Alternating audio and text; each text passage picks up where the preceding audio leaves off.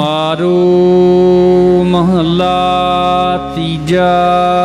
तीजे पातशाह मारू राग दे अंदर 16 पौड़ियां वाले यह पावन शब्द उचारण करते हैं। एक ओंकार, एक अद्वितीय ब्रह्म ओंकार सर्वदा प्रकाशक जो के सतगुर प्रसाद, सतगुरां दी प्रसाद कृपा द्वारा ही प्राप्त हुंदा है। हुक्मी सहजे सृष्ट उपाई, हुक्म करन वाले परमेश्वर ने सुभावक ही अपने आप तो सारी सृष्टि पैदा की है। कर कर विखै अपनी वडियाई, फिर आप दी इच्छा अनुसार उत्पत्ति करके पालना करके सब नूं वेख रहा है। आपे करे कराए आपे, परमेश्वर आप ही सब सृष्टि की उत्पत्ति करता है। आप ही ब्रह्मादिकां नूं प्रेर के होरना शरीरां नूं पैदा करवा रहा है। हुक्मी रहिया समाई है, अपने हुक्म दे विच ही सब थाई समा रहा है। हे सतगुरु जी, फिर हुक्मी प्रभु प्राप्त क्यों नहीं हुंदा? मान लो जे इत्थे ही है तो सानू दिखना चाहिए, सानू मिलना चाहिए, साडे नाल गलबात करे, वो सानू प्राप्त क्यों नहीं हुंदा है जी? तां महाराज उत्तर बख्श दे ने। माया मोह जगत गुबारा, हे भाई माया दे मोह करके संसार विच घुप हनेरा हो रहा है। मुख बुझै को विचारा, जिस हनेरे करके वो प्राप्त नहीं हुंदा है, इस विचार नूं कोई विरला गुरमुख ही गुरां द्वारा बुझना करदा है। आपे नदर करी सो पाई, जिस उपर वह परमात्मा आप अपनी कृपा दृष्टि करता है, वही श्रेष्ठ विचार नूं या प्रभु नूं पाउंदा है। आपे मेल मिलाई है, फिर आप ही अपने मेल विच मिलाउणा करदा है, या आप ही गुरां दे मेल विच मिला के अपने स्वरूप दे विच मिलाउणा करदा है। आपे मेले दे वडियाई, प्रभु ने आप ही जो गुरां नाल मेल दिते ने उन्हां नूं अपने नाम जपण दी वडियाई दिंदा है। जिन वडियाई तेरे नाम की ते रते मन माहे, नानक अमृत एक है दूजा अमृत नाहे। गुर प्रसादी कीमत पाई, फिर गुरां दी कृपा करके उन्होंने प्राप्ति या भेदता रूप कीमत पाउणा कीती है। मन मुख बहुत फिरै बिल लादी, मन मुखां दी बेअंत सृष्टि विरलाप करदी फिरदी रहिंदी है। दूजा भाए खुआई है, क्योंकि द्वैत भाव ने सारी सृष्टि भुलाई हुई है। मैं माया विचे पाई, प्रभु ने माया दी हंगता ममता जीवां दे अंदर पाउणा कीती है, ਜਾਂ ਮਾਇਆ ਨੇ ਦੇਹ ਦੀ ਹੰਗਤਾ ਜੀਵਾਂ ਦੇ ਵਿੱਚ ਪਾਈ ਹੋਈ ਹੈ। ਮਨ ਮੁਖ ਭੂਲੇ ਪਤ ਗਵਾਈ, ਮਨਮੁਖ ਪੁਰਸ਼ ਪਰਮਾਰਥ ਦੇ ਰਸਤੇ ਵੱਲੋਂ ਭੁੱਲੇ ਹੋਏ ਨੇ। ਉਹਨਾਂ ਨੇ ਮਾਇਆ ਦੇ ਮੋਹ ਕਰਕੇ अपनी इज्जत गुआ लई है। गुरमुख हुआ सुनाई राचै। जो गुरमुख हुंदा है वो प्रभु दे नाम दे विच रचिया मतलब मिलिया रहिंदा है। साचै रहिया समाई है। अते सच्चे प्रभु दे विच ही वो समाया रहिंदा है। गुर ते ज्ञान नाम रतन पाया। जिसने गुरां तो ਸਰੂਪ ਦਾ ਗਿਆਨ ਅਤੇ ਨਾਮ ਰੂਪ ਰਤਨ ਪਾਇਆ ਹੈ। ਮਨਸਾ ਮਾਰ ਮਨ ਮਾਹਿ ਸਮਾਇਆ। ਉਹ ਵਾਸ਼ਨਾਵਾਂ ਨੂੰ ਮਾਰ ਕੇ ਹਿਰਦੇ ਵਿੱਚ ਭਾਵ ਅੰਤਰਾਤਮੇ ਲੀਨ ਹੋਇਆ ਰਹਿੰਦਾ ਹੈ। ਉਸ ਨੂੰ ऐसा निश्चय हो जाता है कि आपे खेर करे सब करता। रचनहार परमात्मा आप ही सारे संसार आदि दे खेडां नूं करदा है। आपे दे बुझाई है। हर आप ही गुरां द्वारा अपनी प्राप्ति की सिक्ख्या समझा दिंदा है। सतगुर सेवे आप गवाए। जो पुरख अपने अंदरों आपा पाप हंकार गवा के सतगुरु साहब जी नूं सेवना करदा है। मिल प्रीतम शब्द सुख पाए। वो प्यारे प्रभु नूं मिल के गुरां दी उपदेश दी कमाई करके आनंद स्वरूप नूं पा लैंदा है। अंतर प्यार भगति राता। जिस दे हृदय अंदर प्रभु दा प्रेम है ओह प्रभु दी भगति विच राता रंगिया रहिंदा है। सहजी मते बण आई है। उस दी शांत अवस्था विच मस्त होए दी प्रभु नाल प्रीति बन आउंदी है। दुख निवारण गुर ते जाता। जिसने दुखां दे निवृत्त करने वाला प्रभु उसका नाम गुरां तो जान लिया है। आप मिलिया जग जीवन दाता। उसनू जग दा जीवन उपदाता प्रभु आप साक्षात होके मिलिया है। जिसनो लाए सोई बुझै। जिस पुरख नू प्रभु गुरां द्वारा अपना प्रेम ला दिंदा है अपना प्यार आपे लाए ਉਹੀ ਆਪਣੇ ਸਰੂਪ ਨੂੰ ਬੁੱਝਦਾ ਹੈ।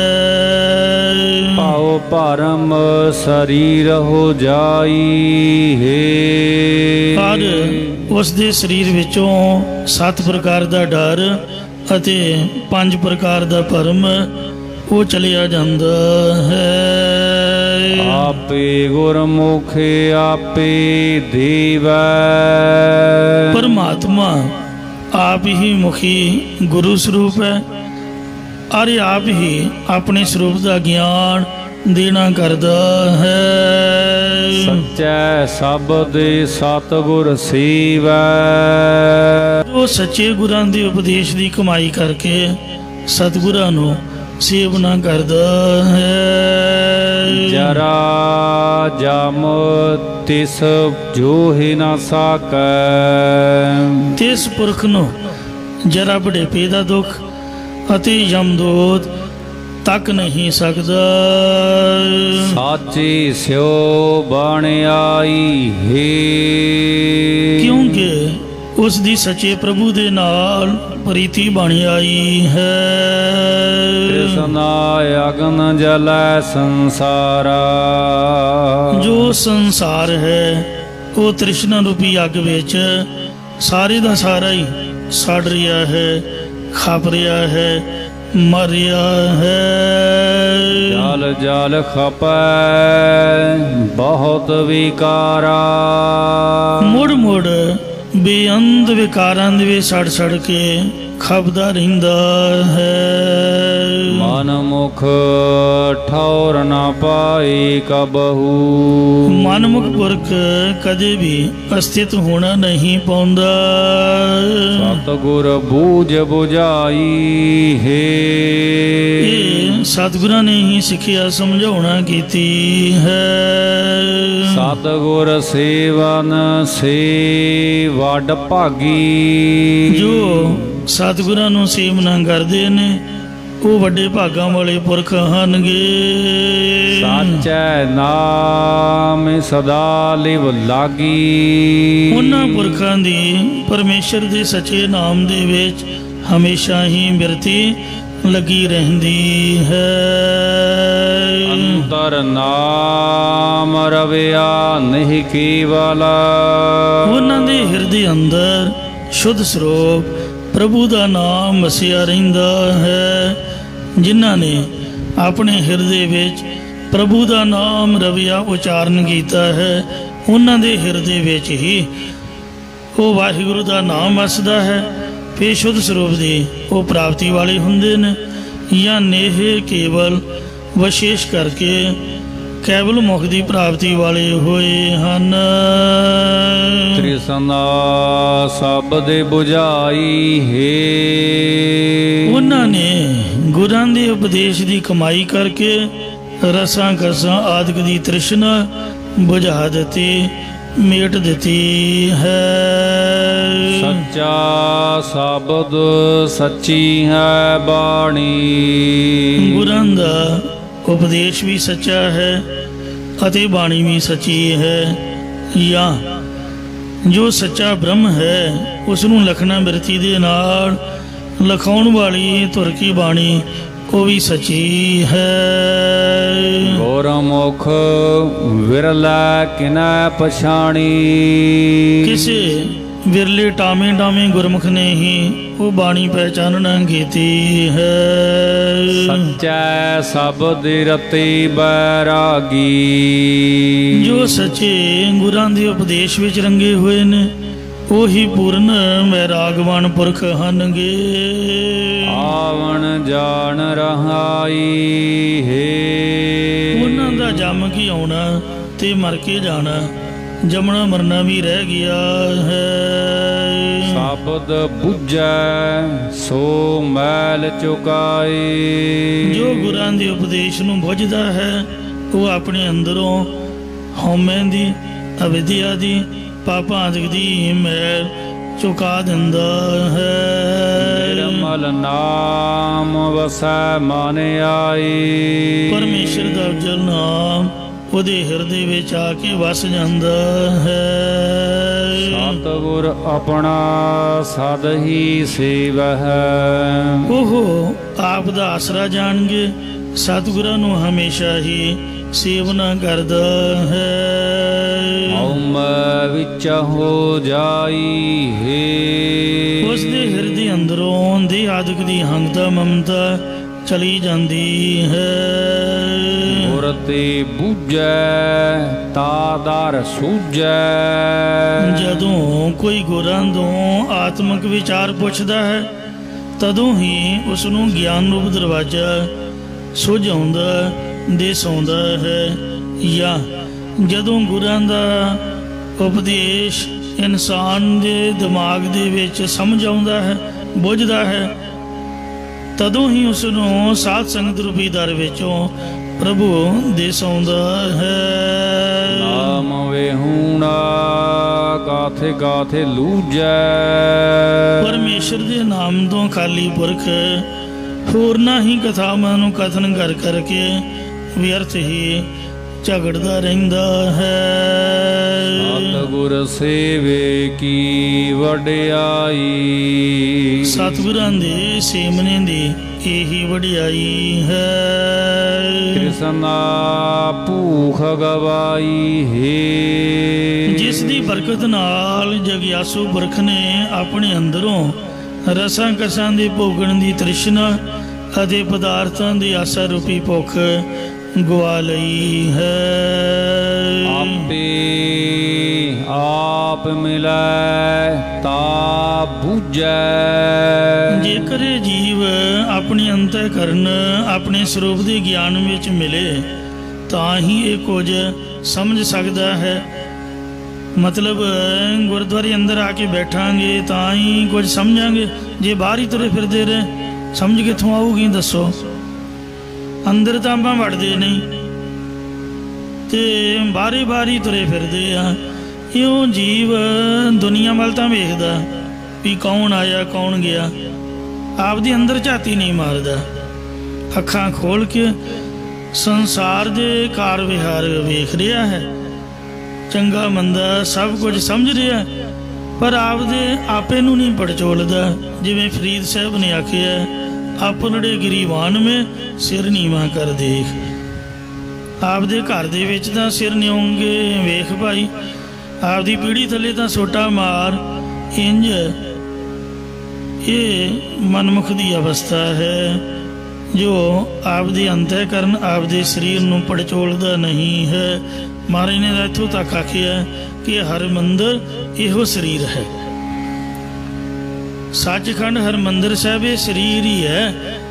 ਗਿਆਨ ਰਤਨ ਪ੍ਰਗਟ ਹੋਏ, ਜੇ ਗੁਰਾਂ ਦਾ ਸ਼ਬਦ ਸੁਣੇ ਤਾਂ ਗਿਆਨ ਰੂਪੀ ਰਤਨ ਪੈਦਾ ਹੋ ਸਕਦਾ ਹੈ। ਗਿਆਨ ਵਿਹੂਣਾ ਕਿਛੂ ਨਾ ਸੂਝੈ। ਕਿਉਂਕਿ ਸਾਧ ਸੰਗਤ ਜੀਓ, ਜਿਹੜਾ ਗਿਆਨ ਹੈ ਉਹਨਾਂ ਚਿਰ ਨਹੀਂ ਆਉਂਦਾ ਜਿੰਨਾ ਚਿਰ ਅਸੀਂ ਕੁਝ ਦੇਖਦੇ ਨਹੀਂ, ਕੁਝ ਸੁਣਦੇ ਨਹੀਂ। ਗਿਆਨ ਦੀ ਪ੍ਰਾਪਤੀ ਵਾਸਤੇ ਸਭ ਤੋਂ ਪਹਿਲਾਂ ਸਾਨੂੰ ਵੇਖਣਾ ਪਏਗਾ। ਕਿਸੇ ਵੀ ਚੀਜ਼ ਨੂੰ ਆਪਾਂ ਵੇਖਾਂਗੇ ਜਾਂ ਕਿਸੇ ਪਾਸੋਂ ਦੇ ਬਾਰੇ ਸੁਣਾਂਗੇ ਤਾਂ ਹੀ ਜਾਣਕਾਰੀ ਮਿਲੇਗੀ। ਗਿਆਨ ਦਾ ਮਤਲਬ ਕੀ ਹੈ? ਜਾਣਕਾਰੀ। ਜਦ ਆ ਕੇ ਆਪਾਂ ਗੁਰੂ ਜੀ ਨੂੰ ਦੇਖਣਾ ਹੀ ਨਹੀਂ, ਮਹਾਰਾਜ ਜੀ ਦਾ ਰੁਮਾਲਾ ਲਾ ਕੇ ਬਾਣੀ ਦੇ ਦਰਸ਼ਨ ਹੀ ਨਹੀਂ ਕਰਨੇ, ਜਾਂ ਜੋ ਗੁਰਬਾਣੀ ਦਾ ਪ੍ਰਵਾਹ ਚੱਲ ਰਿਹਾ ਹੈ ਉਹਨੂੰ ਬੈਠ ਕੇ ਸੁਣਨਾ ਨਹੀਂ, ਫਿਰ ਗਿਆਨ ਮਿਲੇਗਾ ਕਿੱਥੋਂ?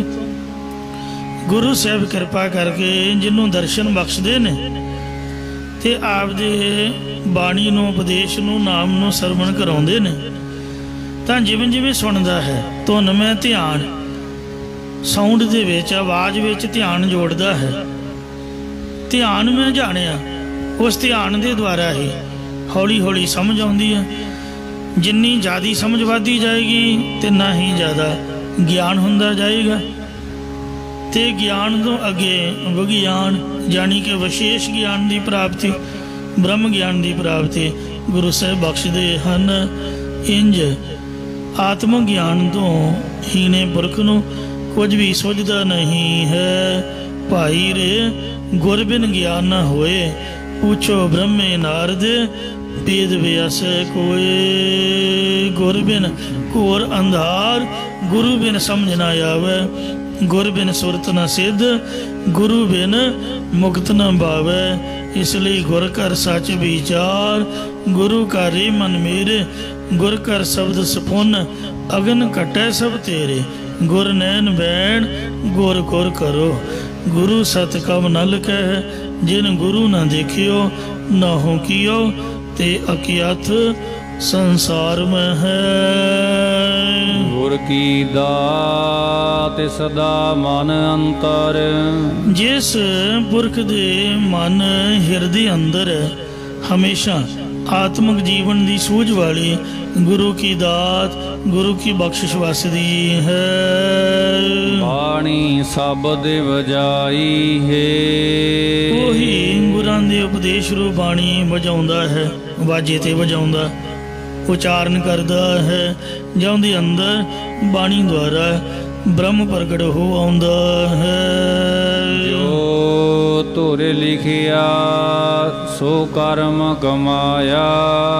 ਜੀਵਾਂ ਦੀ ਕਰਨੀ ਅਨੁਸਾਰ ਜੋ ਵੀ ਧੁਰੋਂ ਪ੍ਰਭੂ ਨੇ ਲੇਖ ਲਿਖ ਦਿੱਤਾ ਹੈ, ਜੀਵਾਂ ਨੇ ਉਹੀ ਕਰਮ ਕਮਾਉਣਾ ਕੀਤਾ ਹੈ। ਭਾਵ ਜੀਵਾਂ ਦੇ ਜੋ ਸੰਚਿਤ ਕਰਮ ਸਨ ਉਹ ਪ੍ਰਾਲਬਧ ਰੂਪ ਬਣ ਕੇ ਮੱਥੇ ਤੇ ਲਿਖ ਦਿੱਤੇ ਹਨ। ਹੋਏ ਨਾ ਮਿਟੈ ਤੁਰ ਫੁਰ ਮਾਇਆ। ਉਹਨਾਂ ਦੇ ਸੰਸਕਾਰਾਂ ਅਨੁਸਾਰ ਜੀਵ ਉਹੋ ਜਿਹੇ ਹੀ ਕਰਮ ਕਮਾਉਂਦੇ ਨੇ, ਜੋ ਕੁਝ ਪ੍ਰਾਪਤ ਹੋਣਾ ਉਹੀ ਪ੍ਰਭੂ ਨੇ ਤੁਰ ਦਰਗਾਹੋਂ ਫੁਰਮਾਨ ਕੀਤਾ ਹੈ, ਉਸ ਨੂੰ ਕੋਈ ਵੀ ਮੇਟ ਨਹੀਂ ਸਕਦਾ। ਲੇਖ ਨਾ ਮਿਟਾਈ ਹੈ ਸਖੀ ਜੋ ਲਿਖਿਆ ਕਰਤਾਰ। ਸ੍ਰੀ ਗੁਰੂ ਗੋਬਿੰਦ ਸਿੰਘ ਸਾਹਿਬ ਜੀ ਮਹਾਰਾਜ ਜਦ ਸਰਬੰਸ ਵਾਰ ਕੇ ਮਾਲਵੇ ਵਿੱਚ ਵਿਚਰਦੇ ਹੋਏ ਦੀਨੇ ਪਿੰਡ ਪਹੁੰਚੇ, ਜੋ ਕਾਂਗੜੇ ਵਿੱਚੋਂ ਨਿਕਲ ਕੇ ਵਸਿਆ ਹੈ, ਇਸੇ ਲਈ ਉਹਨੂੰ ਦੀਨਾ ਕਾਂਗੜ ਕਹਿੰਦੇ ਨੇ। ਗੁਰਦੁਆਰਾ ਜਫਰਨਾਮਾ ਸਾਹਿਬ ਦੀਨਾ ਕਾਂਗੜ।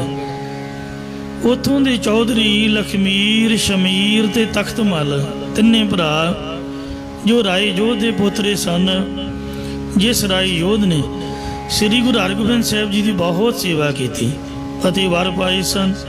ਸਤਿਗੁਰੂ ਜੀ ਨੂੰ ਨੇੜੇ ਆਈ ਜਾਣ ਕੇ ਗੁੜ ਦੀ ਭੇਲੀ, ਮੈਂ ਸੋਧੀ ਜੀ ਨੂੰ ਪੁੱਛਿਆ, ਮੈਂ ਕਿਹਾ ਵੀ ਆਪਾਂ ਤਾਂ ਰੋੜੀ ਕਹਿੰਦੇ ਆ, ਇਹ ਭੇਲੀ ਨੂੰ ਰੋੜੀ ਨਾ ਲਿਖ ਦਈਏ? ਕਹਿੰਦੇ ਨਹੀਂ, ਰੋੜੀ ਵੱਡੀ ਹੁੰਦੀ ਹੈ ਤੇ ਭੇਲੀ ਛੋਟੀ ਹੁੰਦੀ ਹੈ।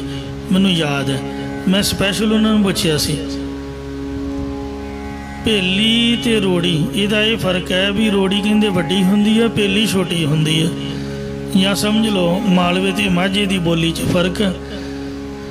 ਇਉਂ ਗੁੜ ਦੀ ਭੇਲੀ ਤੇ ਰੁਪਈਆ ਲੈ ਕੇ ਮਿਲੇ। ਸਤਿਗੁਰੂ ਜੀ ਨੇ ਭੇਟਾ ਸਵੀਕਾਰ ਕੀਤੀ, ਪਰਸਪਰ ਮਿਲ ਕੇ ਬਹੁਤ ਖੁਸ਼ ਹੋਏ।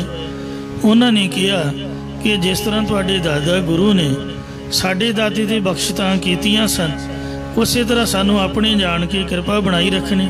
ਇਹ ਗੁਰੂ ਸਾਹਿਬ ਕਿਰਪਾ ਕਰੋ। ਤੇ ਸਤਿਗੁਰੂ ਜੀ ਨੂੰ ਆਪਣੇ ਨਾਲ ਚੱਲਣ ਦੀ ਬੇਨਤੀ ਕੀਤੀ। ਸਤਿਗੁਰੂ ਜੀ ਨੇ ਬੇਨਤੀ ਪ੍ਰਵਾਨ ਕਰ ਲਈ।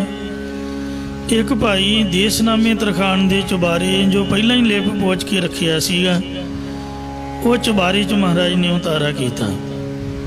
ਚੌਧਰੀ ਸ਼ਮੀਰ ਨੂੰ ਸੇਵਾ ਕਰਦਿਆਂ ਬਹੁਤ ਦਿਨ ਬੀਤ ਗਏ ਤਾਂ ਇਹਦੀ ਸੇਵਾ ਤੇ ਗੁਰੂ ਜੀ ਮਹਾਰਾਜ ਨੇ ਪ੍ਰਸੰਨ ਹੋ ਕੇ ਇਹਨੂੰ ਆਖਿਆ ਕਿ ਭਾਈ ਸ਼ਮੀਰ, ਜੋ ਤੇਰੇ ਮਨ ਦੀ ਇੱਛਾ ਹੈ ਉਹ ਤੂੰ ਸਾਡੇ ਕੋਲੋਂ ਮੰਗ ਲੈ, ਗੁਰੂ ਨਾਨਕ ਸਾਹਿਬ ਜੀ ਦੇ ਦਰ ਤੋਂ ਤੈਨੂੰ ਉਹੀ ਕੁਝ ਪ੍ਰਾਪਤ ਹੋਵੇਗਾ। ਤਾਂ ਚੌਧਰੀ ਸ਼ਮੀਰ ਨੇ ਕਿਹਾ ਕਿ ਮਹਾਰਾਜ ਮੇਰਾ 84 ਦਾ ਝਗੜਾ ਹੀ ਮੁਕਾ ਦਿਓ, ਪਤਾ ਨਹੀਂ ਕਿੰਨੇ ਯੁਗਾਂ ਦਾ ਇਸ ਝਗੜੇ 'ਚ ਪੈ ਕੇ ਖੱਜਲ ਖਰਾਬ ਹੋ ਰਿਹਾ।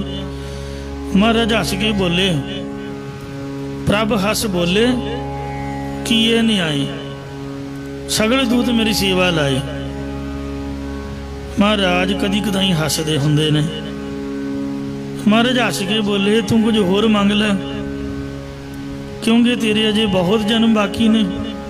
ਤਾਂ ਚੌਧਰੀ ਨੇ ਕਿਹਾ ਕਿ ਜਿਵੇਂ ਸੂਰਜ ਅੱਗੇ ਹਨੇਰਾ ਨਹੀਂ ਠਹਿਰਦਾ, ਇਸੇ ਤਰ੍ਹਾਂ ਆਪ ਦੇ ਹੁਕਮ ਅੱਗੇ ਕੋਈ ਪਾਪ ਕਰਮ ਜਾਂ ਜਨਮ ਮਰਨ ਦਾ ਚੱਕਰ ਨਹੀਂ ਠਹਿਰ ਸਕਦਾ, ਆਪ ਇਹੀ ਬਖਸ਼ਿਸ਼ ਕਰੋ। ਸ੍ਰੀ ਗੁਰਪ੍ਰਤਾਪ ਸੂਰਜ ਗ੍ਰੰਥ ਵਿੱਚ ਕਵੀ ਸੰਤੋਖ ਸਿੰਘ ਨੇ ਇਸ ਦਾ ਇੰਜ ਜ਼ਿਕਰ ਕੀਤਾ ਹੈ। ਸੁਨ ਕੈ ਕਹੈ ਸ਼ਮੀਰ ਪੁਨ ਗਤ ਕਰਹੁ ਕਿਰਪਾਲਾ। ਜਦ ਪ੍ਰਭ ਹੱਸ ਬੋਲੇ ਕਿ ਇਹ ਨਿਆਏ, ਗੁਰੂ ਸਾਹਿਬ ਜੀ ਹੱਸ ਕੇ ਬੋਲੇ ਤੇ ਉਹਨਾਂ ਨੇ ਨਿਆਈ ਵਾਲਾ ਬਚਨ ਕੀਤਾ ਕਿ ਤੇਰੇ ਜੇ ਕਈ ਜਨਮ ਬਾਕੀ ਨੇ। ਤਾਂ ਸੁਣ ਕੇ ਭਾਈ ਸ਼ਮੀਰ ਕਹਿਣ ਲੱਗਾ, ਨਹੀਂ ਮਹਾਰਾਜ, ਜਿਵੇਂ ਵੀ ਹੁੰਦਾ ਹੈ ਮੇਰੀ ਮੁਕਤੀ ਕਰੋ, ਹੇ ਕਿਰਪਾ ਦੇ ਘਰ ਗੁਰੂ ਜੀ। ਨਿਕਟ ਸਥਲ ਨਿਜ ਦੀਜੀਏ ਜਾਚਾਏ ਮੇਰੀ ਇਹੀ ਡਿਮਾਂਡ ਹੈ, ਇਹੀ ਆਪਦੇ ਚਰਨਾਂ ਵਿੱਚੋਂ ਮੰਗ ਹੈ ਕਿ ਮੈਨੂੰ ਆਪਦੇ ਚਰਨਾਂ ਦੇ ਕੋਲ ਜਗ੍ਹਾ ਮਿਲੇ ਜੀ। ਜਿਵੇਂ ਮੈਂ ਇੱਥੇ ਬੈਠਦਾ ਉਸੇ ਤਰ੍ਹਾਂ ਹੀ ਸੱਚਖੰਡ ਜਗ੍ਹਾ ਚਾਹੀਦੀ ਹੈ। ਅਪਰ ਨਹੀਂ ਮਨ ਕਾਮਨਾ ਕਾਟਹੁ ਮਮ ਬੇਰੀ। ਮੇਰੇ ਮਨ ਦੀ ਹੋਰ ਕੋਈ ਇੱਛਾ ਨਹੀਂ ਜੀ, ਕਿਰਪਾ ਕਰਕੇ ਮੇਰੇ ਜੰਮਣ ਮਨ ਦੀ ਬੇੜੀ ਨੂੰ ਕੱਟ ਦੇਵੋ ਜੀ। ਤਾਂ ਸਤਿਗੁਰਾਂ ਨੇ 3-4 ਵਾਰੀ ਕੁਝ ਹੋਰ ਮੰਗਣ ਵਾਸਤੇ ਕਿਹਾ, ਪਰ ਸ਼ਮੀਰ ਨੇ 84 ਕੱਟਣ ਦੀ ਹੋਈ ਬੇਨਤੀ ਕੀਤੀ। ਤਾਂ ਸਤਿਗੁਰਾਂ ਨੇ ਕਿਹਾ, ਚੰਗਾ ਭਾਈ, ਕੱਲ੍ਹ ਨੂੰ ਆਈ। ਸ਼ਮੀਰ ਨਮਸਕਾਰ ਕਰਕੇ ਘਰ ਨੂੰ ਚਲਾ ਗਿਆ। ਘਰ ਜਾ ਕੇ ਜਦੋਂ ਪਲੰਘ ਤੇ ਸੁੱਤਾ ਤਾਂ ਸੁਪਨੇ 'ਚ ਕੁੱਤਾ, ਸੂਰ, ਗਧਾ, ਬਿੱਲਾ, ਸੱਪ, ਠੂੰਹਾਂ, ਬੈਲ, ਘੋੜਾ, ਮ੍ਰਿਗ, ਟਿੱਡੀਆਂ, ਕੀੜੇ ਮਕੌੜੇ ਆਦਿ ਅਨੇਕਾਂ ਹੀ ਜਨਮ ਪਾਏ। ਇੱਕ ਇੱਕ ਜੂਨ ਕਈ ਕਈ ਜਨਮ ਪਾਏ ਤੇ ਅਖੀਰ ਵਿੱਚ ਚੰਡਾਲਾਂ ਦੇ ਘਰੇ ਪੈਦਾ ਹੋਇਆ। ਘਰ 'ਚ ਗਰੀਬੀ ਬਹੁਤ ਹੈ, ਧੀਆਂ ਪੁੱਤਰ ਬਹੁਤ ਨੇ। ਫਿਰ ਦੇਸ਼ ਵਿੱਚ ਕਾਲ ਪੈ ਗਿਆ, ਅੰਨ ਕਿਤੋਂ ਵੀ ਨਾ ਮਿਲਿਆ। ਸਾਰਾ ਪਰਿਵਾਰ ਜੰਗਲ ਵਿੱਚ ਪੀਲੂ ਖਾਣ ਗਿਆ। ਬਹੁਤ ਪੀਲੂ ਖਾਧੇ। ਪੀਲੂ ਤੋੜਨ ਦੇ ਲਾਲਚ ਨਾਲ ਇੱਕ ਪਤਲੀ ਟਾਹਣੀ ਦੇ ਪੈਰ ਰੱਖਿਆ, ਜਿਸ ਨਾਲ ਟਾਹਣੀ ਟੁੱਟ ਗਈ ਤੇ ਹੇਠਾਂ ਡਿੱਗ ਪਿਆ। ਜਿਉਂ ਹੀ ਡਿੱਗਿਆ ਇੱਧਰੋਂ ਅੱਖ ਖੁੱਲ੍ਹ ਗਈ। ਸੋਚਣ ਲੱਗਾ ਕਿ ਸੈਂਕੜੇ ਜਨਮ ਇੱਕੋ ਸੁਪਨੇ 'ਚ ਪ੍ਰਾਪਤ ਹੋਏ ਨੇ। ਇਹ ਕਿੰਜ ਦਾ ਸੁਪਨਾ ਸੀ। ਜਦੋਂ ਜੰਗਲ ਦਿਸ਼ਾ ਗਿਆ ਤਾਂ ਕੁਝ ਪੀਲੂ ਪਖਾਨੇ 'ਚ ਵੇਖੇ। ਜਦੋਂ ਦਾਤਨ ਕਰਨ ਲੱਗਾ ਤਾਂ ਦੰਦਾਂ 'ਚ ਫਸੇ ਹੋਏ ਪੀਲੂਆਂ ਦੇ ਛਿੱਲੜ ਨਿਕਲੇ। ਨਿੰਮੋ ਝੂਣਾ ਹੋ ਕੇ ਗੁਰੂ ਜੀ ਦੇ ਚਰਨਾਂ ਜਾ ਕੇ ਨਮਸਕਾਰ ਕੀਤੀ ਤਾਂ ਸਤਿਗੁਰਾਂ ਨੇ ਕਿਹਾ, ਚੌਧਰੀ ਸ਼ਮੀਰ, ਕਿਸ ਤਰ੍ਹਾਂ ਦਿਲਗੀਰ ਜਿਹਾ ਹੋ ਰਿਹਾ? ਸ਼ਮੀਰ ਕਹਿਣ ਲੱਗਾ, ਸਤਿਗੁਰੂ ਜੀ, ਤੁਹਾਡੀਆਂ ਖੇਡਾਂ ਤੁਸੀਂ ਹੀ ਜਾਣੋ, ਪਰ ਇਹ ਦੱਸੋ ਕਿ ਜੋ ਮੈਂ ਰਾਤ ਵੇਖਿਆ ਉਹ ਪ੍ਰਤੱਖ ਸੀ ਜਾਂ ਸੁਪਨਾ? ਜੇ ਸੁਪਨਾ ਸੀ ਤਾਂ ਫਿਰ ਉਹਦੇ ਚਿੰਨ੍ਹ ਜਾਗਰਤ ਵਿੱਚ ਪ੍ਰਗਟ ਨਹੀਂ ਹੋ ਸਕਦੇ, ਤੇ ਜੇ ਜਾਗਰਤ ਵਿੱਚ ਇਤਨੇ ਜਨਮ ਹੋ ਹੀ ਨਹੀਂ ਸਕਦੇ, ਮਤਲਬ ਰਾਤੋਂ ਰਾਤ ਜੇ ਜਾਗਰਤ ਅਵਸਥਾ ਸੀ ਤੇ ਇੰਨੇ ਜਨਮ ਕਿਵੇਂ ਭੋਗ ਲਏ? ਸਤਿਗੁਰੂ ਜੀ ਨੇ ਕਿਹਾ, ਚੌਧਰੀ ਸ਼ਮੀਰ, ਇਸੇ ਦਾ ਨਾਮ ਅਕਾਲ ਪੁਰਖ ਦੀ ਮਾਇਆ ਹੈ, ਜੋ ਨਾ ਬਣਦੀ ਗੱਲ ਨੂੰ ਬਣਾ ਕੇ ਦਿਖਾ ਦਿੰਦੀ ਹੈ। ਜਿੰਨੇ ਜਨਮ ਤੂੰ ਰਾਤ ਦੇ ਸੁਪਨੇ 'ਚ ਵੇਖੇ ਨੇ, ਇਹ ਸਾਰੇ ਜਨਮ ਤੋਂ ਜਾਗਰਤ ਵਿੱਚ ਭੋਗਣੇ ਸਨ। ਪਰ ਸਤਿਗੁਰੂ ਨਾਨਕ ਦੇਵ ਜੀ ਦੀ ਮਿਹਰ ਹੋਈ ਹੈ, ਤੂੰ ਸਾਡਾ ਬਚਨ ਮੰਨ ਕੇ ਖੰਡੇ ਬਾਟੇ ਦਾ ਅੰਮ੍ਰਿਤ ਛਕਿਆ ਹੈ। ਅੰਮ੍ਰਿਤ ਛਕਣ ਤੋਂ ਉਪਰੰਤ ਅਸੀਂ ਪਹਿਲਾਂ ਤਾਈਓ ਹੱਸ ਕੇ ਗੱਲ ਗਵਾ ਦਿੰਦੇ ਸੀ। ਜੰਮਣ ਮਰਨਾ ਮੇਟਣਾ ਕੋਈ ਸੌਖਾ ਥੋੜ੍ਹਾ ਆ। ਤੈਨੂੰ ਹਾਂ ਨਹੀਂ ਕੀਤੀ ਆਪਾਂ। ਜਦ ਤੂੰ ਅੰਮ੍ਰਿਤ ਛਕਣ ਵਾਸਤੇ ਤਿਆਰ ਹੋ ਗਿਆ, ਪਰਿਵਾਰ ਸਮੇਤ ਅੰਮ੍ਰਿਤ ਪਾਨ ਕੀਤਾ, ਤਾਂ ਸਤਿਗੁਰੂ ਨਾਨਕ ਦੇਵ ਦੀ ਮਿਹਰ ਕਰਕੇ ਉਹ ਤੇਰੇ ਸਾਰੇ ਜਨਮ ਆਸਾ ਨੇ ਜਾਂ ਵਾਹਿਗੁਰੂ ਦੀ ਮਾਇਆ ਨੇ ਸੁਪਨੇ 'ਚ ਹੀ ਭੁਗਤਾ ਦਿੱਤੇ ਨੇ। ਸੋ ਇਹ ਕਰਮਾਂ ਦਾ ਚੱਕਰ ਐਸਾ ਜੋ ਕੋਈ ਵੀ ਮੇਟ ਨਹੀਂ ਸਕਦਾ। ਚੰਗੇ ਮੰਦੇ ਕਰਮ ਭੋਗਣੇ ਪੈਂਦੇ ਨੇ, ਪਰ ਪੂਰਾ ਗੁਰੂ ਸੂਲੀ ਨੂੰ ਸੂਲ ਰੂਪ 'ਚ ਕਰ ਦਿੰਦਾ। ਉਹ ਤੇਰੇ ਅਨੇਕਾਂ ਜਨਮਾਂ ਦਾ ਦੁੱਖ ਸੁਪਨੇ 'ਚ ਭੁਗਤਾ ਕੇ ਮੇਟ ਦਿੰਦਾ ਹੈ। ਇਹ ਸੁਣ ਕੇ ਭਾਈ ਸ਼ਮੀਰ ਨੇ ਸਤਿਗੁਰਾਂ ਦੇ ਚਰਨਾਂ ਦੇ ਨਮਸਕਾਰ ਕੀਤੀ ਅਤੇ ਨਿਹਾਲ ਹੋਇਆ। ਇਸ ਲਈ ਆਪਾਂ ਇਹ ਪੰਕਤੀ ਬਾਰੇ ਵਿਚਾਰ ਕਰ ਰਹੇ ਸੀਗੇ, ਜੋ ਤੁਰ ਲਿਖਿਆ ਸੋ ਕਰਮ ਕਮਾਇਆ। ਜੋ ਤੁਰੋਂ ਲਿਖਿਆ ਸੋ ਜੀਆਂ ਨੇ ਕਰਮ ਕਮਾਇਆ ਹੈ। ਕੋਈ ਨਾ ਮੇਟਾ ਤੁਰ ਫਰਮਾਇਆ। ਜਿਹੜਾ ਤੁਰ ਦਰਗਾਹ ਤੋਂ ਫਰਮਾਨ ਆਇਆ, ਮਤਲਬ ਮੱਥੇ ਦੇ ਲੇਖ, ਉਹ ਕਿਸੇ ਦੇ ਪਿਓ ਦੀ ਤਾਕਤ ਨਹੀਂ ਕਿ ਕੋਈ ਮੇਟ ਸਕੇ। ਸਤਿਗੁਰੂ ਜੀ ਮੇਟ ਦਿੰਦੇ ਨੇ, ਪਰ ਉਹ ਪ੍ਰਭੂ ਦੇ ਭਾਣੇ ਵਿੱਚ ਰਹਿ ਕੇ ਸੁਪਨੇ ਆਦਿਕ ਵਿੱਚ ਭੁਗਤਾ ਦਿੰਦੇ ਨੇ, ਤੇ ਜਾਂ ਬਹੁਤੇ ਦੁੱਖ ਨੂੰ ਥੋੜ੍ਹਾ ਇਹ ਕਰਕੇ ਸੂਲੀ ਤੋਂ ਸੂਲ ਬਣਾ ਕੇ ਲੰਘਾ ਦਿੰਦੇ ਨੇ। ਜਿਹੜੇ ਬੰਬ ਨੇ, ਗੋਲੀਆਂ ਨੇ, ਉਹ ਚੱਲਦੀਆਂ ਸਹੀ ਹਨ, ਆਵਾਜ਼ਾਂ ਦਾ ਖੜਕਾ ਡਰ ਵੀ ਆਉਂਦਾ, ਪਰ ਮਹਾਰਾਜ ਸਿੰਘਾਂ ਦੇ ਸਿਰ ਦੇ ਉੱਪਰ ਦੀ ਲੰਘਾ ਕੇ ਛੱਪੜ ਸੁੱਟ ਕੇ ਵੇਸਟ ਕਰ ਦਿੰਦੇ ਨੇ। ਜੇ ਰੱਖਿਆ ਕਰਨੀ ਹੋਵੇ ਤੇ ਚੜ੍ਹਦੀ ਕਲਾ ਦੇ ਵਿੱਚ ਸਭਨਾਂ ਦੀ ਰੱਖਿਆ ਕਰਦੇ ਹਨ। ਜੇ ਉਮਰ ਹੀ ਪੂਰੀ ਹੋਵੇ ਫਿਰ ਤਾਂ ਕੀ ਕਹਿਣੇ। ਜਾਂ ਸਿੰਘ ਦੀ ਮਨਸਾ ਹੀ ਆ ਵੀ ਸ਼ਹੀਦ ਹੋਣਾ। ਭਾਈ ਮਹਾਂ ਸਿੰਘ ਦੇ ਵਾਂਗ ਉਹ ਕਹਿੰਦਾ ਸੀ, ਮਹਾਰਾਜ ਇਹਦੇ ਨੂੰ ਸੋਹਣਾ ਹੋਰ ਮੌਕਾ ਮਰਨ ਦਾ ਕਿੱਥੇ ਲੱਭ ਸਕਦਾ। ਕਬੀਰ ਮੋਹੇ ਮਰਨੇ ਕਾ ਚਾਉ ਹੈ, ਮਰੋ ਤਾਂ ਹਰ ਕੈ ਦੁਆਰ। ਮੈਂ ਤੇਰੇ ਚਰਨਾਂ ਦੇ ਵਿੱਚ ਪਿਆ ਹਾਂ। ਮਤ ਹਰ ਪੁੱਛੇ ਕੌਣ ਹੈ ਪਰਾ ਹਮਾਰੇ ਬਾਲ, ਤੇ ਤੂੰ ਮੈਨੂੰ ਆ ਕੇ ਪੁੱਛ ਰਿਹਾ ਵੀ ਜੋ ਚਾਹੀਦਾ ਮੰਗ। ਮਰਨਾ ਤਾਂ ਹੈ ਹੀ ਆ, ਬਾਅਦ ਵਿੱਚ ਵੀ ਮੈਂ ਮਰੂੰਗਾ ਹੀ, ਮੈਂ ਜ਼ਿੰਦਗੀ ਨਹੀਂ ਲੈਣੀ। ਮਹਾਰਾਜ ਮੈਨੂੰ ਮਰਨ ਦੇ, ਪਰ ਮਰਨ ਤੋਂ ਬਾਅਦ ਆਪਦੇ ਸੱਚਖੰਡ ਦੇ ਦਰਵਾਜ਼ੇ ਮੈਂ ਵੇਖ ਰਿਹਾ ਵੀ ਉਹ ਬੰਦ ਨੇ ਮੇਰੇ ਵਾਸਤੇ। ਕਿਰਪਾ ਕਰਕੇ ਬਦਾਵਾ ਪਾੜ ਕੇ ਮਾਝੇ ਦੀ ਟੁੱਟੀ ਸਿੱਖੀ ਗੰਢ ਲਾ ਤੇ ਆਪਦੇ ਚਰਨਾਂ 'ਚ ਮੈਨੂੰ ਵੀ ਤੇ ਮਾਝੇ ਦੇ ਸਾਰੇ ਸਿੱਖਾਂ ਸੰਗਤਾਂ ਨੂੰ ਆਪਦੇ ਚਰਨਾਂ 'ਚ ਨਿਵਾਸ ਬਖਸ਼। ਇਉਂ ਸਾਧ ਸੰਗਤ ਜੀਓ, ਗੁਰੂ ਸਾਹਿਬ ਦੀ ਕਿਰਪਾ ਹੁੰਦੀ ਹੈ। ਸਤ ਸੰਗਤ ਮਹਿ ਤਿਨਹੀ ਵਾਸਾ, ਤਿੰਨਾਂ ਮਨੁੱਖਾਂ ਦਾ ਹੀ ਸਤ ਸੰਗਤ ਦੇ ਵਿੱਚ ਨਿਵਾਸ ਹੁੰਦਾ ਹੈ। ਜਿਨ ਕੋ ਤੁਰ ਲਿਖ ਪਾਈ ਹੈ, ਜਿਨ੍ਹਾਂ ਨੂੰ ਪ੍ਰਭੂ ਨੇ ਤੁਰ ਦਰਗਾਹੋਂ ਸਤ ਸੰਗਤ ਦੀ ਪ੍ਰਾਪਤੀ ਦੀ ਲਿਖਤ ਪਾਈ ਹੋਈ ਹੈ। ਆਪਣੀ ਨਦਰ ਕਰੇ ਸੋ ਪਾਏ, ਜਿਸ ਉੱਪਰ ਪਰਮਾਤਮਾ ਆਪ ਦੀ ਕਿਰਪਾ ਦ੍ਰਿਸ਼ਟੀ ਕਰਦਾ ਹੈ ਉਹੀ ਸਤ ਸੰਗਤ ਦੀ ਦਾਤ, ਨਾਮ ਦੀ ਦਾਤ ਪਾਉਂਦਾ ਹੈ।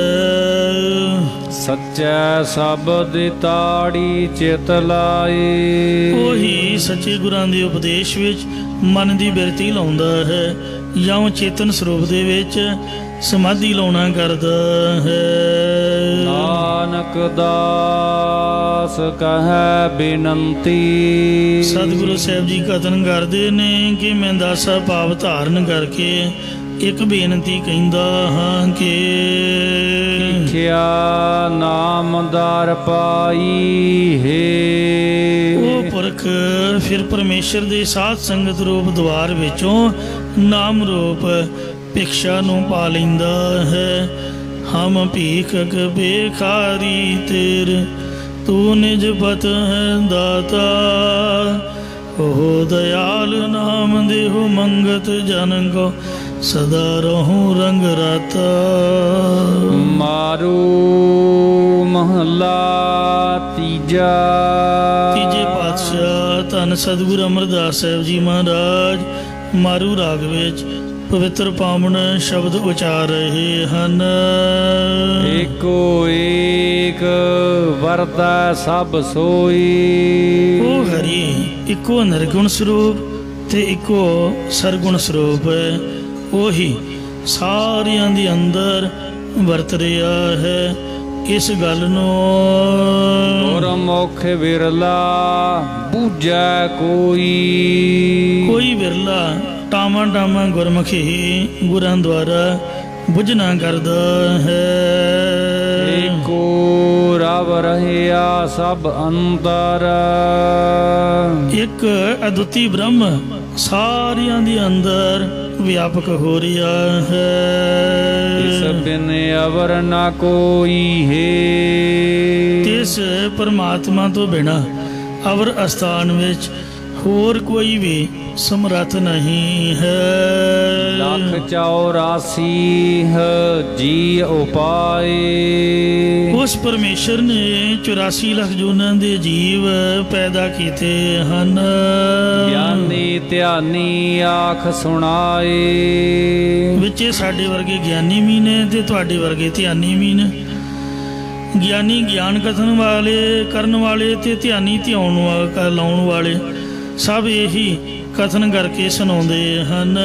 ਗਿਆਨੀ ਕੀ ਹੈ? ਬ੍ਰਹਮਾ। ਤੇ ਜਿਹੜੇ ਧਿਆਨੀ ਨੇ ਨਾਰਦ ਮੁਨੀ ਵਰਗੇ। ਤੋ ਇਸ ਤਰ੍ਹਾਂ ਸਾਰੇ ਹੀ ਕਹਿ ਕੇ ਸੁਣਾਉਂਦੇ ਹਨ। ਸਭਨਾ ਰਿਜ਼ਕ ਸਮਾਹੇ ਆਪੇ, ਕਿ 84 ਲੱਖ ਜੂਨ ਰੱਬ ਨੇ ਪੈਦਾ ਕੀਤੀ ਹੈ ਤੇ ਉਹੀ ਪਰਮਾਤਮਾ ਸਾਰਿਆਂ ਜੀਵਾਂ ਨੂੰ ਰੋਜੀ ਪਹੁੰਚਾਉਂਦਾ ਹੈ। ਕੀਮਤ ਹੋਰ ਨਾ ਹੋਈ ਹੈ, ਹੋਰ ਕਿਸੇ ਪਾਸੋਂ ਉਹਦੀ ਬਰਾਬਰੀ ਕਰਨ ਰੂਪ ਕੀਮਤ ਨਹੀਂ ਹੋ ਸਕਦੀ ਹੈ। ਮਾਇਆ ਮੋਹ ਅੰਧ ਅੰਧਾਰਾ, ਮਾਇਆ ਦੇ ਮੋਹ ਦਾ ਅਗਿਆਨੀ ਜੀਵਾਂ ਨੂੰ ਹਨੇਰਾ ਪਿਆ ਹੋਇਆ ਹੈ, ਜਾਂ ਮਾਇਆ ਦੇ ਮੋਹ ਕਰਕੇ ਅਗਿਆਨ ਦਾ ਹਨੇਰਾ ਪਿਆ ਹੋਇਆ ਹੈ। ਹਉ ਮੈਂ ਮੇਰਾ ਪਸਰਿਆ ਪਾਸਾਰਾ, ਹੰਗਤਾ ਮੇਰ ਤੀਰ ਦਾ ਪਸਾਰਾ ਫੈਲਿਆ ਹੋਇਆ ਹੈ। ਆਨ ਦਿਨ ਜਲਦ ਰਹਿ ਦਿਨ ਰਾਤੀ, ਜੀਵ ਦਿਨ ਤੇ ਰਾਤ ਨਿਰੰਤਰ ਤ੍ਰਿਸ਼ਨਾ ਦੀ ਅੱਗ ਵਿੱਚ ਸੜਦੇ ਰਹਿੰਦੇ ਹਨ। ਗੁਰ ਬਿਨ ਸ਼ਾਂਤ ਨਾ ਹੋਈ ਹੈ, ਉਹਨਾਂ ਨੂੰ ਗੁਰਾਂ ਤੋਂ ਬਿਨਾਂ ਸ਼ਾਂਤੀ ਪ੍ਰਾਪਤ ਨਹੀਂ ਹੁੰਦੀ ਹੈ। ਆਪੇ ਜੋੜ ਵਿਛੋੜੇ ਆਪੇ, ਪਰਮਾਤਮਾ ਆਪ ਹੀ ਪ੍ਰਲਬਧ ਅਨੁਸਾਰ ਸੰਬੰਧੀਆਂ ਦੇ ਨਾਲ ਮਿਲਾਪ ਕਰਵਾ ਕੇ ਆਪ ਹੀ ਪ੍ਰਲਬਧੀ ਦੀ ਸਮਾਪਤੀ ਕਰਕੇ ਵਿਛੋੜ ਦਿੰਦਾ ਹੈ, ਜਾਂ ਆਪ ਹੀ ਸੂਖਮ ਸਥੂਲ ਤੱਤਾਂ ਤੋਂ ਸੂਖਮ ਸਥੂਲ ਸਰੀਰ ਜੋੜ ਕੇ ਆਪ ਹੀ ਵਿਛੋੜ ਦਿੰਦਾ, ਭਾਵ ਨਾਸ਼ ਕਰ ਦਿੰਦਾ ਹੈ। ਆਪੇ ਥਾਪ ਉਥਾਪੇ ਆਪੇ, ਆਪ ਹੀ ਸੰਸਾਰ ਨੂੰ ਸਥਿਤ ਕਰਦਾ ਹੈ ਅਤੇ ਆਪ ਹੀ ਪੁੱਟ ਦਿੰਦਾ, ਭਾਵ ਨਾਸ਼ ਕਰ ਦਿੰਦਾ ਹੈ। ਇਸੇ ਪ੍ਰਕਾਰ ਆਪੇ ਥਾਪ ਉਥਾਪੇ ਆਪੇ, ਆਪ ਹੀ ਸ਼ੁਭ ਗੁਣਾਂ ਨੂੰ ਥਾਪ ਕੇ ਆਪ ਹੀ ਆਸੁਰੀ ਸੰਪਦਾ ਨੂੰ ਪੁੱਟ ਦਿੰਦਾ ਹੈ, ਜਾਂ ਆਪ ਹੀ ਬ੍ਰਹਮ ਗਿਆਨ ਵਿੱਚ ਸਥਿਤ ਕਰਦਾ ਹੈ ਅਤੇ ਆਪ ਹੀ ਅਗਿਆਨ ਨੂੰ ਪੁੱਟ ਦਿੰਦਾ ਹੈ। ਸੱਚਾ ਹੁਕਮ ਸੱਚਾ ਪਾਸਾਰਾ, ਉਸ ਵਾਹਿਗੁਰੂ ਦਾ ਹੁਕਮ ਵੀ ਸਦਾ ਅਟਲ ਹੈ ਅਤੇ ਹੁਕਮ ਦੇ ਵਿੱਚ ਪੈਦਾ ਹੋਇਆ ਪਸਾਰਾ ਵੀ ਸੱਚਾ ਹੈ। ਹੋਰਨ ਹੁਕਮ ਨਾ ਹੋਈ ਹੈ, ਹੋਰ ਕਿਸੇ ਦਾ ਪਰਮੇਸ਼ਰ ਉੱਪਰ ਹੁਕਮ ਨਹੀਂ ਹੁੰਦਾ ਹੈ। ਆਪੇ ਲਾਇ ਲਏ ਸੋ ਲਾਗੈ, ਪ੍ਰਭੂ ਆਪ ਹੀ ਜਿਸ ਨੂੰ ਗੁਰਾਂ ਦੁਆਰਾ ਅੰਮ੍ਰਿਤ ਨਾਮ ਜਪਣ ਵਿੱਚ ਲਾ ਲੈਂਦਾ ਹੈ, ਉਹੀ ਨਾਮ ਜਪਣ ਵਿੱਚ ਲੱਗਦਾ ਹੈ। ਗੁਰ ਪ੍ਰਸਾਦੀ ਜਮ ਕਾ ਭਉ ਭਾਗੈ, ਸਤਿਗੁਰਾਂ ਦੀ ਕਿਰਪਾ ਕਰਕੇ ਉਸ ਦੇ ਅੰਦਰੋਂ ਯਮਦੂਤਾਂ ਦਾ ਡਰ ਭੱਜ ਜਾਂਦਾ ਹੈ। ਅੰਤਰ ਸ਼ਬਦ ਸਦਾ ਸੁਖ ਦਾਤਾ, ਉਸ ਦੇ ਹਿਰਦੇ ਅੰਦਰ ਸਦਾ ਸੁਖ ਦੇਣ ਵਾਲਾ ਗੁਰਾਂ ਦਾ ਉਪਦੇਸ਼ ਵਸਿਆ ਰਹਿੰਦਾ ਹੈ। ਗੁਰਮੁਖ ਬੂਝੈ ਕੋਈ, ਪਰ ਇਸ ਭੇਤ ਨੂੰ ਕੋਈ ਵਿਰਲਾ ਗੁਰਮੁਖ ਹੀ ਗੁਰਾਂ ਦੁਆਰਾ ਬੁੱਝਦਾ ਸਮਝਦਾ ਹੈ। ਆਪੇ ਮੇਲੇ ਮੇਲ ਮਿਲਾਏ, ਪ੍ਰਭੂ ਆਪ ਹੀ ਜਿਸ ਨੂੰ ਸਤਿਗੁਰਾਂ ਨਾਲ ਮੇਲਦਾ ਹੈ, ਫਿਰ ਉਸ ਨੂੰ ਸਤਿਗੁਰਾਂ ਦੁਆਰਾ ਆਪਣੇ ਸਰੂਪ ਦੇ ਮੇਲ ਵਿੱਚ ਮਿਲਾ ਲੈਂਦਾ ਹੈ। ਪੂਰਬ ਲਿਖਿਆ ਸੋ ਮਿਟਣਾ ਨਾ ਜਾਏ, ਜੋ ਪੂਰਬਲਾ ਲੇਖ ਲਿਖਿਆ ਹੁੰਦਾ ਹੈ ਉਹ ਮਿਟਿਆ ਨਹੀਂ ਜਾ ਸਕਦਾ, ਜਾਂ ਜੋ ਪ੍ਰਭੂ ਨੇ ਆਪ ਦੀ ਪ੍ਰਾਪਤੀ ਦਾ ਲੇਖ ਲਿਖ ਦਿੱਤਾ ਹੈ ਉਸ ਨੂੰ ਕੋਈ ਵੀ ਮੇਟ ਨਹੀਂ ਸਕਦਾ। ਆਨੰਦ ਦਿਨ ਭਗਤ ਕਰੇ ਦਿਨ ਰਾਤੀ, ਉਹ ਦਿਨ ਰਾਤ ਇੱਕ ਰਸ ਪਰਮੇਸ਼ਰ ਦੀ ਭਗਤੀ ਕਰਦਾ ਹੈ। ਗੁਰਮੁਖ ਸੇਵਾ ਹੋਈ ਹੈ, ਜਿਸ ਕਰਕੇ ਉਸ ਨੂੰ ਅਵਿਦਿਆ ਦੀ ਰਾਤ ਤੋਂ ਬ੍ਰਹਮ ਗਿਆਨ ਰੂਪ ਦੇਣ ਚੜ ਜਾਂਦਾ ਹੈ। ਇੰਜ ਗੁਰਮੁਖਾਂ ਦੁਆਰਾ ਸ੍ਰਿਸ਼ਟੀ ਦੇ ਉਦਾਹਰਣ ਦੀ ਸੇਵਾ ਟਹਿਲ ਹੋ ਰਹੀ ਹੈ।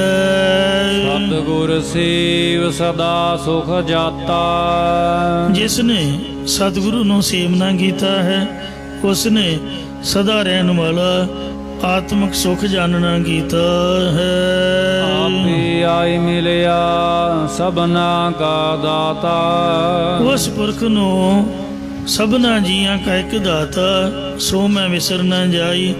ਸਭਨਾ ਦਾ ਦਾਤਾ ਪਰਮਾਤਮਾ ਆਪ ਹੀ ਆ ਕੇ ਮਿਲ ਜਾਂਦਾ ਹੈ। ਹਉਮੈ ਮਾਰ ਤ੍ਰਿਸ਼ਨਾ ਅਗਨ ਨਿਵਾਰੀ, ਜਿਸ ਨੇ ਦੇਹ ਦੀ ਹਉਮੈ ਮਾਰ ਕੇ ਤ੍ਰਿਸ਼ਨਾ ਦੀ ਅੱਗ ਨਿਵਰਤ ਕੀਤੀ ਹੈ।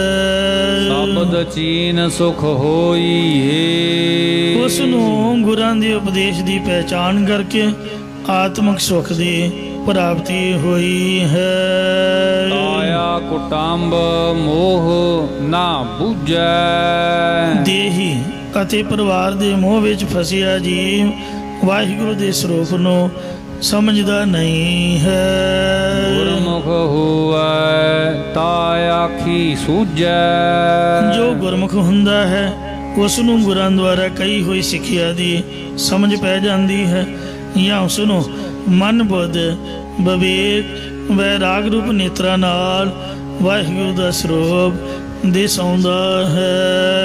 ਅਨ ਦਿਨ ਨਾਮ ਰਵੈ ਦਿਨ ਰਾਤੀ, ਉਹ ਗੁਰਮੁਖ ਦਿਨ ਰਾਤ ਇੱਕ ਰਸ ਪ੍ਰਭੂ ਦਾ ਨਾਮ ਉਚਾਰਦਾ ਰਹਿੰਦਾ ਹੈ। ਮਿਲ ਪ੍ਰੀਤਮ ਸੁਖ ਹੋਈ ਹੈ, ਪਿਆਰੇ ਪ੍ਰਭੂ ਨਾਲ ਮਿਲ ਕਰਕੇ ਉਸ ਨੂੰ ਸੁਖ ਸਰੂਪ ਦੀ ਪ੍ਰਾਪਤੀ ਹੁੰਦੀ ਹੈ।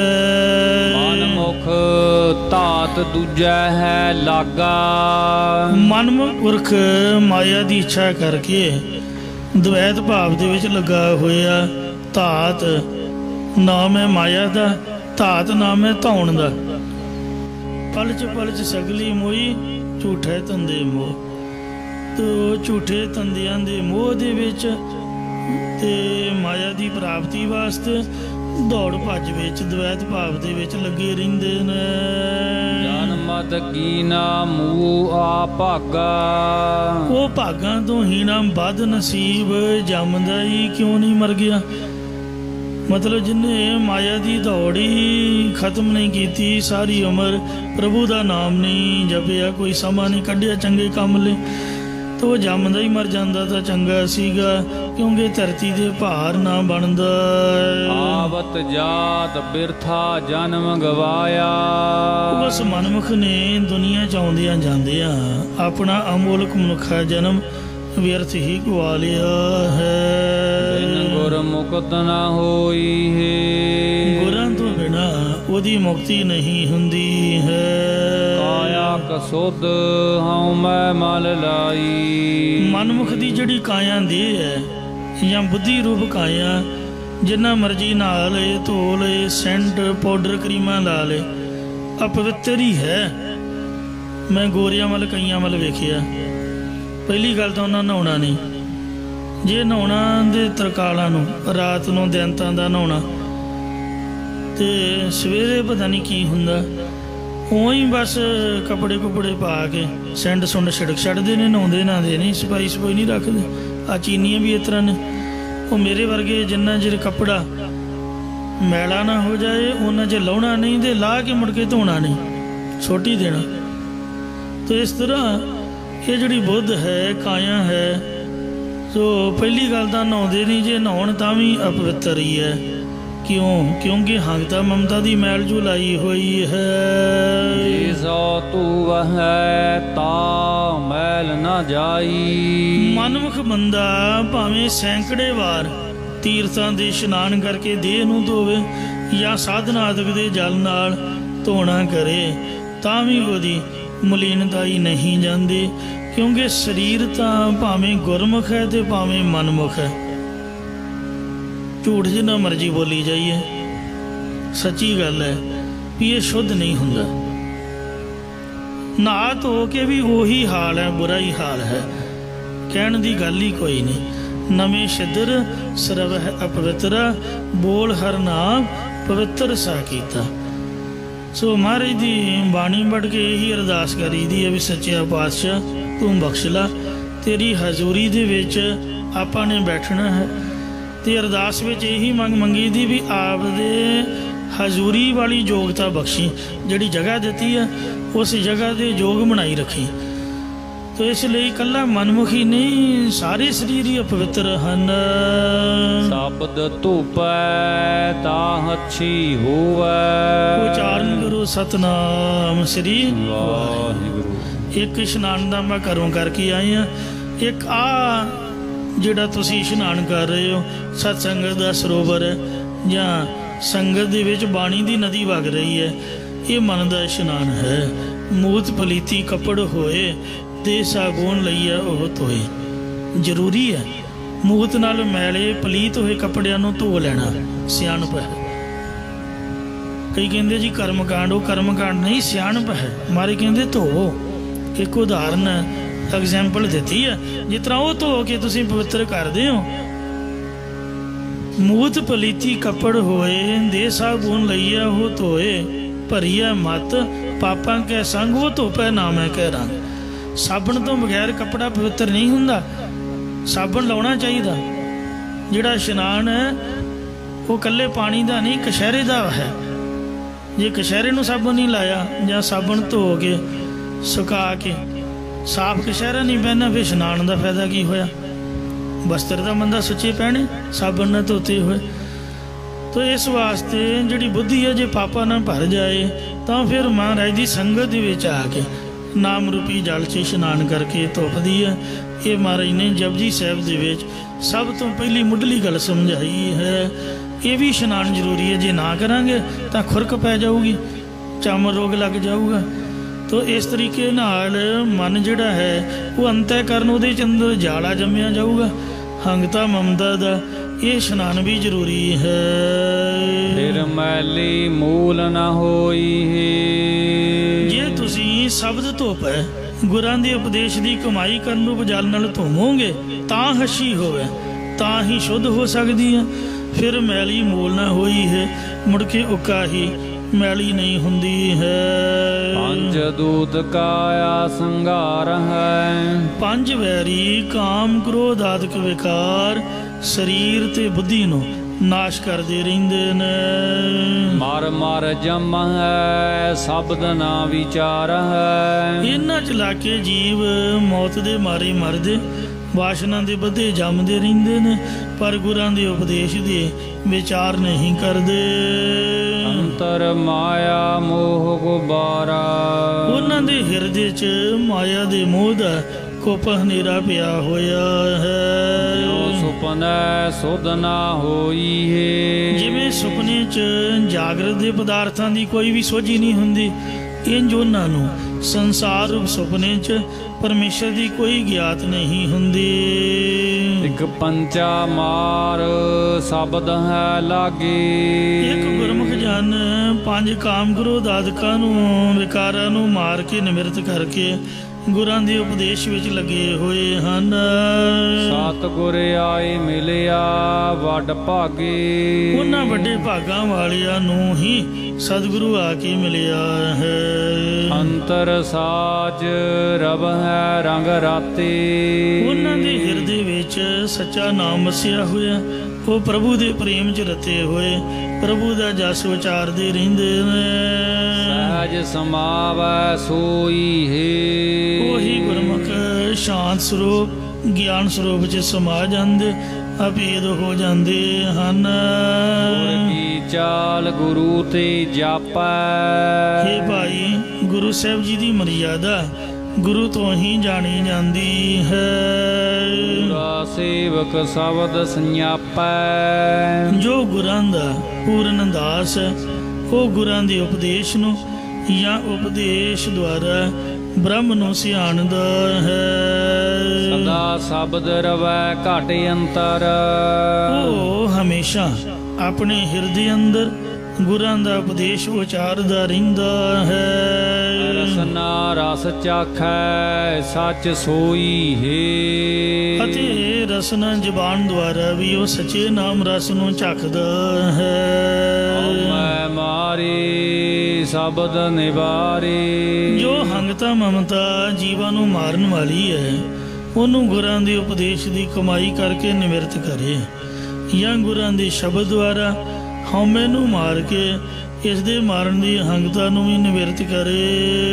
ਹਰਿ ਕਾ ਨਾਮ ਰਖੈ ਉਰ ਧਾਰੇ। ਹਰੀ ਪਰਮੇਸ਼ਰ ਦਾ ਨਾਮ ਆਪਣੇ ਹਿਰਦੇ ਵਿੱਚ ਧਾਰਨ ਕਰਕੇ ਰੱਖੇ। ਏਕ ਸਬਿਨ ਹੋਰ ਨਾ ਜਾਣਾ। ਮੈਂ ਤਾਂ ਭਾਈ ਇੱਕ ਪ੍ਰਭੂ ਤੋਂ ਬਿਨਾ ਹੋਰ ਕਿਸੇ ਨੂੰ ਉਹਦੇ ਵਰਗਾ ਨਹੀਂ ਜਾਣਦਾ ਹਾਂ। ਸਹਜੇ ਹੋਏ ਸੋ ਹੋਈ ਹੈ। ਜੋ ਕੁਝ ਵੀ ਸੁਤੇ ਸਿੱਧ ਉਹਦੀ ਰਜਾ ਵਿੱਚ ਹੋ ਰਿਹਾ ਹੈ, ਉਹ ਠੀਕ ਹੀ ਹੋ ਰਿਹਾ ਹੈ, ਇਸ ਤਰ੍ਹਾਂ ਮੈਂ ਸਮਝਦਾ ਹਾਂ। ਇਹ ਸਤਿਗੁਰੂ ਅਮਰਦਾਸ ਮਹਾਰਾਜ ਜੀ ਕਹਿ ਰਹੇ ਨੇ। ਤੇ ਤੁਹਾਨੂੰ ਵੀ ਬੇਨਤੀ ਹੈ ਵੀ ਜੇ ਤੁਸੀਂ ਗੁਰਮੁਖ ਬਣਨਾ ਹੈ ਤੇ ਤੁਸੀਂ ਬਾਣੀ ਵਿੱਚ ਰਹੋ ਤੇ ਇੱਕ ਰੱਬ ਤੋਂ ਬਗੈਰ ਕਦੀ ਵੀ ਕਿਸੇ ਨੂੰ ਨਾ ਮੰਨੋ। ਜੋ ਕਰਦਾ ਕਰਾਉਂਦਾ ਵਾਹਿਗੁਰੂ ਹੀ ਹੈ।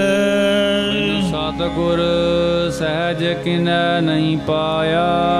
ਸਤਿਗੁਰੂ ਸਾਹਿਬ ਜੀ ਤੋਂ ਬਿਨਾ ਕਿਸੇ ਨੇ ਵੀ ਗਿਆਨ ਜਾਂ ਸ਼ਾਂਤੀ ਨੂੰ ਨਹੀਂ ਪਾਇਆ। ਗੁਰਮੁਖ ਬੂਝੈ ਸੱਚ ਸਮਾਇਆ।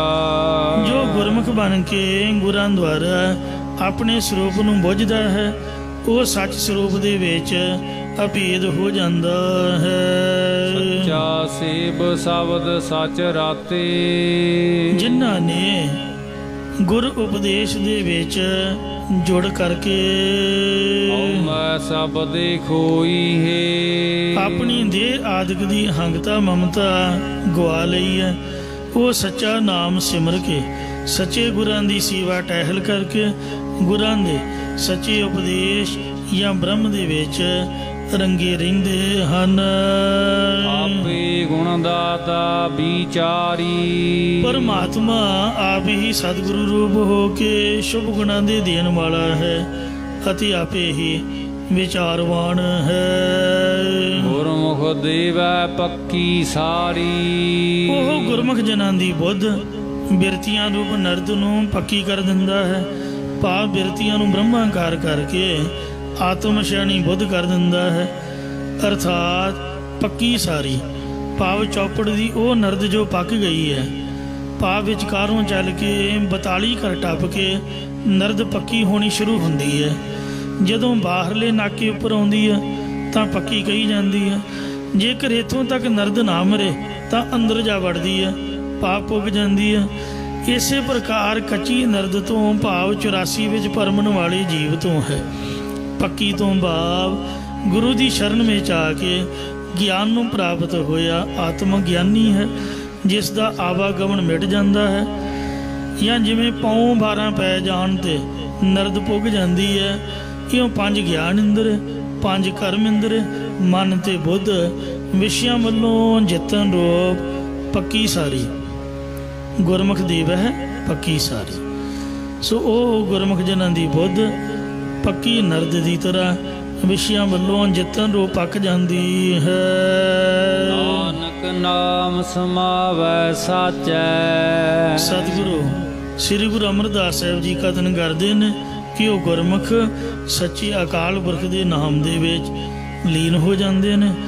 ਜਿਉਂ ਜਲ ਮੈਂ ਜਲਾਈ ਖਟਾਨਾ, ਤਿਉਂ ਜੋਤੀ ਸੰਗ ਜੋਤ ਸਮਾਨਾ, ਮਿਟ ਕੇ ਗਮਨ ਪਾਏ ਵਿਸਰਾਮ, ਨਾਨਕ ਪ੍ਰਭ ਕੈ ਸਤਿਗੁਰੂ ਬਾਣ। ਸਾਚੇ ਤੇ ਪਤ ਹੋਈ ਹੈ। ਸੋ ਸੱਚੇ ਪਰਮਾਤਮਾ ਤੋਂ ਹੀ ਉਹਨਾਂ ਦੀ ਲੋਕ ਪਰਲੋਕ ਦੇ ਵਿੱਚ ਪਤ ਇੱਜ਼ਤ ਹੁੰਦੀ ਹੈ। ਹਾਂਜੀ, ਸਮਾਪਤੀ ਹੈ ਜੀ। ਆਪੇ ਗੁਣ ਦਾਤਾ ਵਿਚਾਰੀ। ਗੁਰਮੁਖ ਦੀ ਵਹਿ ਪੱਕੀ ਸਾਰੀ। ਨਾਨਕ ਨਾਮ ਸਮਾਵਹਿ ਸਾਚੈ। ਸਾਚੇ ਤੇ ਬਤ ਹੋਈ ਹੈ। ਵਾਹਿਗੁਰੂ ਜੀ ਕਾ ਖਾਲਸਾ